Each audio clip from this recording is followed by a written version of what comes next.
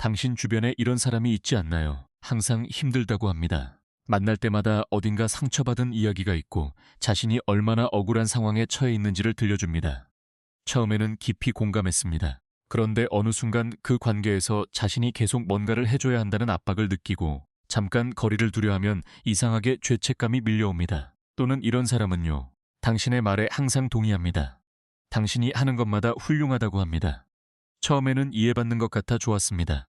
그런데 시간이 지날수록 그 관계에서 어딘가 공허하고 이 사람이 진짜 자신의 생각을 가지고 있는 것인지 의심스럽습니다. 혹은 이런 경험은 어떤가요? 도움을 주는 것 같은데 그 도움을 받고 나면 왠지 자신이 작아진 것 같은 느낌이 듭니다. 뭔가 고마워해야 하는데 동시에 이상하게 기분이 좋지 않습니다. 이런 관계들이 낯설지 않다면 오늘 이 이야기가 당신에게 중요한 것을 말해줄 수 있습니다. 심리학자 칼 융은 우리가 만나는 사람들이 단순한 우연이 아니라고 했습니다. 우리의 무의식이 우리가 아직 마주하지 못한 것들을 보게 해줄 사람들을 끌어당긴다고 했습니다.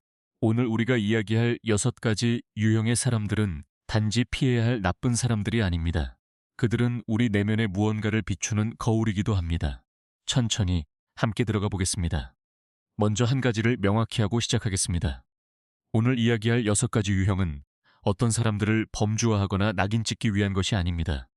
사람은 언제나 한 가지 측면만으로 설명되지 않습니다. 그리고 여기서 이야기하는 패턴들은 대부분 그 사람 자신도 완전히 의식하지 못하면서 작동합니다. 과거의 상처, 채워지지 않은 필요, 두려움에서 비롯된 행동들입니다. 중요한 것은 이 유형들을 알아차리는 능력을 키우는 것이 자신을 보호하기 위한 것이기도 하지만 동시에 자신의 내면을 이해하기 위한 것이기도 하다는 점입니다. 왜냐하면 우리가 이런 관계에 반복적으로 끌린다면 그 관계들이 우리 안에 무언가와 공명하고 있기 때문입니다.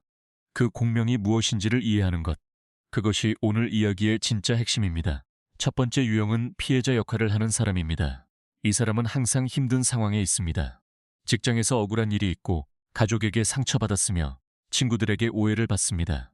이야기를 들어보면 그 사람은 항상 피해자이고 주변 사람들은 항상 가해자입니다. 처음에는 이 사람이 정말 힘든 상황에 있는 것처럼 느껴집니다. 공감이 가고 도와주고 싶습니다. 그리고 이 사람은 당신의 공감과 도움에 매우 감사해야 합니다. 당신은 이 사람을 이해해주는 몇 안 되는 사람이라고 합니다. 이 말이 당신을 특별하게 느끼게 합니다. 그러나 시간이 지나면서 패턴이 보이기 시작합니다. 문제가 해결되지 않습니다. 아무리 도움을 줘도 상황은 늘 비슷하거나 더 나빠집니다. 조언을 해도 받아들여지지 않습니다. 거리를 두려하면 배신감을 표현하거나 당신이 더 이상 자신을 아끼지 않는다는 방식으로 죄책감을 만들어냅니다.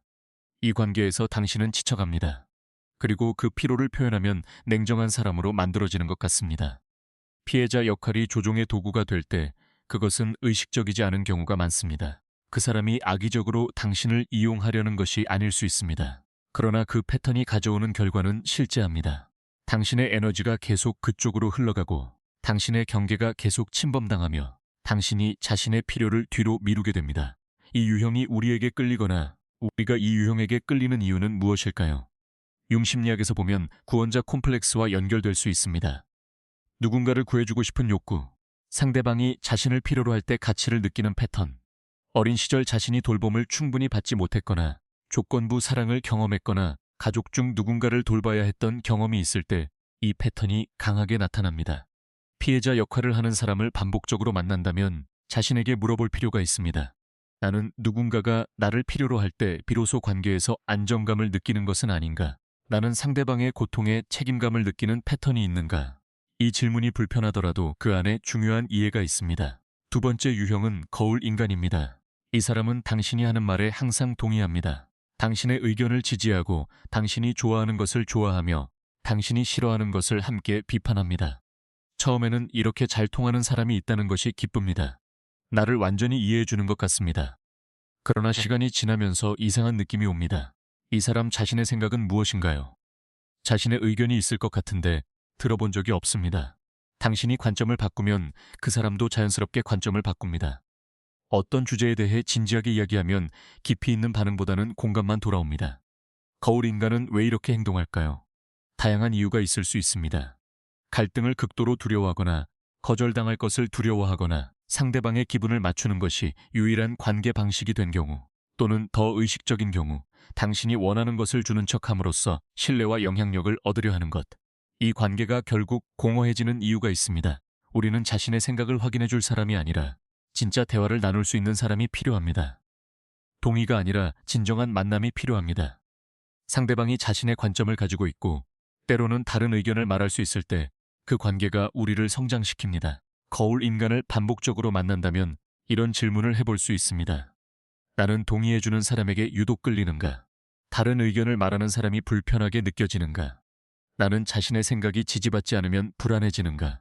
이 질문들이 외부 인정에 대한 의존 패턴을 들여다보게 해줍니다. 세 번째 유형은 도움을 주면서 은근히 낮추는 사람입니다. 이 유형은 가장 포착하기 어렵습니다. 왜냐하면 그 행동이 표면적으로는 친절하고 도움이 되는 것처럼 보이기 때문입니다. 구체적인 모습은 이런 것입니다. 조언을 해주는데 그 조언 안에 당신이 스스로 할 수 없다는 전제가 담겨 있습니다. 칭찬을 하는데 그 칭찬이 예상보다 잘했다는 뉘앙스를 담고 있습니다. 도움을 제공하는데 그 도움이 당신이 이것을 몰랐냐는 방식으로 전달됩니다. 또는 그룹 안에서 당신을 소개할 때 좋은 말과 함께 당신의 약점이나 실수가 자연스럽게 언급됩니다. 이런 방식의 공통점은 표면적으로는 긍정적이거나 중립적으로 보이기 때문에 상대방이 불쾌함을 표현하기가 매우 어렵다는 것입니다. 왜 기분 나빠요? 라고 말하면 오히려 민감한 사람이 됩니다. 그래서 이 관계에서 오는 불편함이 자신의 문제인 것처럼 느껴지게 됩니다. 이런 행동이 의식적일 수도 있고 무의식적일 수도 있습니다. 의식적인 경우에는 상대방을 우위에 있게 만들거나 당신이 자신에게 의존하도록 만들거나 집단 안에서 당신의 지위를 낮추려는 의도가 있을 수 있습니다. 무의식적인 경우에는 자신의 가치를 다른 사람과의 비교를 통해 확인하는 패턴 또는 도움을 주는 역할이 자신의 우월감과 연결된 경우입니다. 이 유형을 반복적으로 만난다면 자신에게 물어보세요. 나는 다른 사람이 나를 어떻게 평가하는지에 지나치게 민감한가? 비교당하는 상황에서 쉽게 자신감이 흔들리는가? 상대방의 말이 비판인지 아닌지를 판단하는데 혼란스러운 경우가 많은가? 이것이 자신에 대한 확신과 경계인식을 키워야 한다는 신호일 수 있습니다. 네 번째 유형은 익명의 경쟁자입니다. 이 사람은 표면적으로는 당신의 편입니다. 함께 협력하는 것처럼 보입니다. 그러나 어딘가에서 당신이 잘 될수록 불편해하는 것 같은 느낌이 옵니다. 구체적으로는 이런 모습들이 있습니다. 당신의 성과를 축하해 주는데 그 축하가 미지근하거나 곧바로 다른 이야기로 넘어갑니다. 당신이 중요한 기회를 얻었을 때 그것의 어려운 면이나 단점을 먼저 이야기합니다. 그룹 안에서 당신이 주목받는 상황에서 자연스럽게 화제를 돌리거나 다른 방식으로 그 주목을 분산시킵니다. 당신의 아이디어가 좋다고 했는데 나중에 보면 그 아이디어가 자신의 것인 것처럼 전달되어 있습니다. 이 유형이 어려운 이유는 그 행동 하나하나가 매우 사소하게 보인다는 것입니다. 개별적으로는 별것 아닌 것처럼 느껴지지만 패턴으로 보면 분명히 무언가가 있습니다. 이 경쟁은 상대방이 의식하는 경우도 있고 전혀 의식하지 못하는 경우도 있습니다. 후자의 경우 그 사람은 자신이 당신을 좋아한다고 진심으로 믿습니다. 그러나 당신의 성공이 자신의 가치에 위협이 된다고 무의식적으로 느끼기 때문에 그 위협을 무력화하는 방향으로 행동하게 됩니다. 이 유형을 반복적으로 만난다면 이런 탐구가 도움이 됩니다. 나는 다른 사람의 성공을 보면서 어떤 감정이 드는가? 나는 경쟁을 어떻게 느끼는가? 나는 관계 안에서 자신의 위치가 흔들리는 것을 어떻게 경험하는가? 이 질문들이 자신 안의 경쟁심, 자기 가치에 대한 불안, 다른 사람의 성공과 자신의 가치를 연결하는 패턴을 들여다보게 합니다. 다섯 번째 유형은 현자를 가장하는 사람입니다. 이 사람은 지혜로워 보입니다. 많은 것을 아는 것 같고 삶에 대한 깊은 통찰이 있는 것처럼 말합니다. 처음에는 이 사람에게서 배울 것이 많을 것 같다는 느낌이 듭니다. 그러나 시간이 지나면서 패턴이 보입니다. 이 사람의 지혜는 항상 자신이 옳다는 방향으로 향합니다. 상황을 설명할 때 자신은 높은 시각을 가지고 있고 다른 사람들은 이해하지 못한다는 구조가 반복됩니다. 조언을 줄 때 상대방의 관점을 충분히 듣지 않고 결론을 먼저 내립니다. 그리고 그 조언이 틀렸을 때 그것을 인정하기보다는 상대방이 잘못 이해한 것이라고 설명합니다. 이 유형의 특징은 일방향성입니다.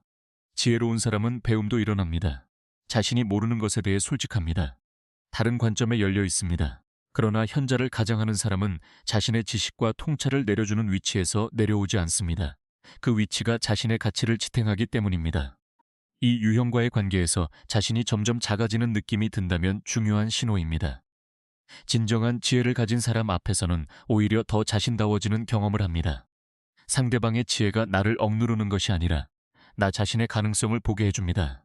이 유형을 반복적으로 만난다면 이 질문이 도움이 됩니다. 나는 누군가 확신 있게 말할 때 자신의 판단보다 그 사람의 말을 먼저 믿는 경향이 있는가? 나는 권위 있어 보이는 사람 앞에서 자신의 생각을 내려놓는가? 이것이 자신의 직관과 판단을 신뢰하는 능력과 연결됩니다. 여섯 번째 유형은 공감을 조종 수단으로 사용하는 사람입니다. 이 유형은 가장 정교합니다. 이 사람은 실제로 예민하고 공감 능력이 있을 수 있습니다. 처음 만났을 때 깊이 이해받는 느낌이 듭니다. 내 감정을 정확하게 읽어주는 것 같고 내가 말하지 않아도 알아주는 것 같습니다. 그러나 그 공감이 당신을 이해하기 위한 것인지 아니면 당신을 파악하기 위한 것인지를 구분하는 것이 중요합니다. 공감을 조종 수단으로 사용하는 사람은 당신의 취약한 점, 두려움, 필요, 약점을 파악하는데 그 공감 능력을 사용합니다. 그리고 그렇게 파악한 정보가 이후에 영향력 행사에 사용됩니다. 당신이 인정받고 싶어 한다는 것을 알기 때문에 그것을 제공하면서 원하는 것을 얻거나 당신이 거절하기 어려워한다는 것을 알기 때문에 그 취약점을 이용합니다. 이것은 매우 섬세한 방식으로 일어나기 때문에 알아차리기 어렵습니다. 그리고 상대방이 완전히 의식적으로 이것을 하는 것이 아닌 경우도 많습니다. 그러나 그 결과는 실제합니다. 관계에서 시간이 지날수록 자신이 뭔가 통제당하는 것 같은 느낌, 자신의 취약함이 오히려 약점으로 사용되는 것 같은 느낌이 옵니다. 이 유형을 반복적으로 만난다면 이 탐구가 필요합니다. 나는 자신의 취약함을 드러내는 것이 안전한지 아닌지를 판단하는 능력이 있는가? 나는 누군가가 나를 깊이 이해해 준다는 느낌에 과도하게 끌리는가? 이것이 자신을 드러내는 타이밍과 대상을 선택하는 능력, 즉 취약성의 지혜와 연결됩니다. 이 6가지 유형을 살펴보면서 이제 핵심적인 질문을 함께 들여다보겠습니다. 왜 우리는 이런 유형의 사람들을 반복적으로 만나는 걸까요? 그리고 그것이 우리 내면에 무엇을 반영하는 걸까요? 융은 우리가 만나는 사람들이 우리의 내면을 비추는 거울이라고 했습니다. 이것은 우리가 나쁜 사람들을 끌어당기는 것이 우리 잘못이라는 의미가 아닙니다. 그것은 이런 관계들이 우리에게 아직 성장이 필요한 부분을 보여주고 있다는 의미입니다. 피해자 역할을 하는 사람을 반복적으로 만난다면 자신의 구원자 패턴과 경계 설정 능력을 돌아볼 필요가 있습니다. 거울 인간을 반복적으로 끌어당긴다면 자신이 외부 인정에 얼마나 의존하는지를 살펴볼 필요가 있습니다. 도움을 주면서 낮추는 사람과의 관계가 반복된다면 자신의 가치에 대한 확신이 얼마나 내면에서 오는지를 들여다봐야 합니다. 이 반성이 자기 비판이 되어서는 안 됩니다. 이것은 자기 이해입니다. 이런 관계들을 만들어 온 것이 당신의 잘못이 아닙니다. 그것은 살아오면서 형성된 패턴들이고 그 패턴들은 한때 당신을 보호하는 역할을 했습니다. 이제 그 패턴들이 더 이상 필요하지 않다는 것을 알아가는 것, 그것이 치유의 방향입니다. 구체적으로 무엇이 달라질 때 이런 관계 패턴이 변하기 시작할까요? 가장 중요한 것은 자기 자신에 대한 확신입니다. 내 가치가 타인의 평가에 달려있지 않다는 내면의 확신. 이것이 깊어질수록 피해자 역할을 하는 사람의 죄책감 유도에 덜 흔들리게 됩니다. 동의해주는 사람에게 과도하게 끌리지 않게 됩니다. 도움 속에 담긴 비교나 낮춤을 더 빨리 알아차리게 됩니다. 두 번째는 자신의 직관을 신뢰하는 것입니다. 뭔가 이상하다는 느낌이 들 때 그것을 너무 예민한 거겠지, 내가 잘못 판단하는 거겠지라고 즉각 무시하지 않는 것. 그 느낌에 잠깐 머물며 무엇이 그 느낌을 만들고 있는지를 탐구하는 것. 직관은 우리가 의식적으로 처리하지 못한 많은 정보를 담고 있습니다. 세 번째는 경계를 설정하는 능력입니다. 이것은 상대방을 밀어내는 것이 아닙니다. 나에게 괜찮은 것과 괜찮지 않은 것을 알고 그것을 명확하게 하는 것입니다. 처음에는 매우 어렵게 느껴집니다. 경계를 설정하면 관계가 손상될 것 같은 두려움이 있습니다. 그러나 진정한 관계는 경계에 의해 손상되지 않습니다. 오히려 경계가 있는 관계가 더 오래가고 더 깊어집니다. 네 번째는 자신이 누구와 함께 있을 때 더 자신다워지는지를 아는 것입니다. 어떤 관계는 함께 있으면 더 명료해지고 더 에너지가 생기며 더 자신 같아집니다. 어떤 관계는 함께 있으면 더 혼란스럽고 더 지치며 더 자신이 아닌 것 같아집니다. 이 차이를 느끼는 감각을 키워가는 것이 중요합니다. 마지막으로 한 가지를 더 이야기하고 싶습니다. 이 6가지 유형을 이야기했지만 우리 자신도 어떤 관계에서는 이 유형들 중 하나의 모습을 보일 수 있습니다. 의식하지 못하는 사이에 피해자 역할을 하거나 거울처럼 동조하거나 은근히 비교하거나 공감이 아닌 파악의 방식으로 상대방을 대하는 순간들이 있을 수 있습니다. 이것을 알아차리는 것이 오히려 더 중요할 수 있습니다. 내가 상대방에게 어떤 종류의 에너지를 보내고 있는지, 내가 관계에서 어떤 역할을 하고 있는지를 정직하게 보는 것. 이것이 융이 말한 그림자 작업과 연결됩니다. 자신이 다른 사람에게 거울 인간처럼 행동하는 경향이 있다면 그것은 자신의 진짜 의견을 드러내는 것에 대한 두려움이 있다는 신호입니다. 자신이 피해자 역할을 하는 경향이 있다면 직접적으로 필요를 표현하는 것이 어렵다는 신호입니다. 이런 인식이 자기 자신과의 더 깊은 화해로 이어집니다. 결국 오늘 이야기한 모든 것은 하나의 방향을 가리킵니다.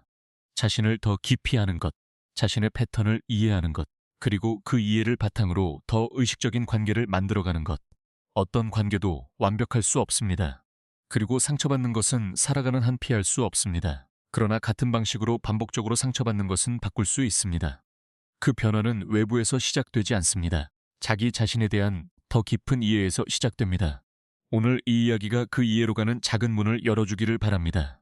당신의 관계들이 점점 더 진실하고 충만한 방향으로 나아가기를 진심으로 응원합니다. 감사합니다.